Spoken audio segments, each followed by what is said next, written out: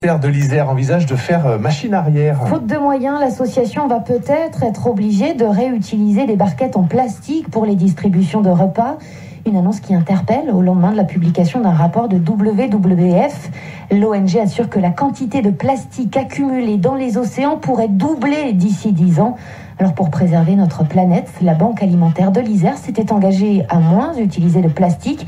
Mais aujourd'hui, cette initiative locale est remise en cause. Elisa Montagna. Il y a 3 ans, la Banque alimentaire de l'Isère mettait en place une cuisine 3 étoiles solidaire. Une structure qui récupère les denrées jetées par la grande distribution pour les cuisiner et les redistribuer aux personnes précaires.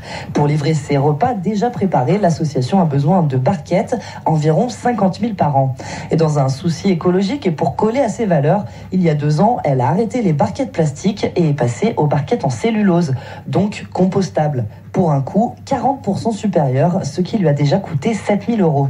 Aujourd'hui, Christian Chédru, son président, demande à la métropole une aide financière, sans quoi la Banque alimentaire devra repasser aux barquettes plastiques. La barquette aujourd'hui que nous achetons dans un fournisseur local nous coûte 21 centimes. Une barquette qui est en plastique, c'est 9 centimes. Et en parallèle, bien sûr, malheureusement, la cellulose a tendance à augmenter auprès de nos fournisseurs. Et notre fournisseur nous a proposé encore une augmentation cette année de 9%. Alors nous, c'est simple, on fait du développement durable à travers ce dispositif-là, on a besoin des collectivités. Alors c'est vrai qu'une collectivité aujourd'hui, qui est la métropole de Grenoble, ce sont dans leurs compétences de pouvoir nous accompagner.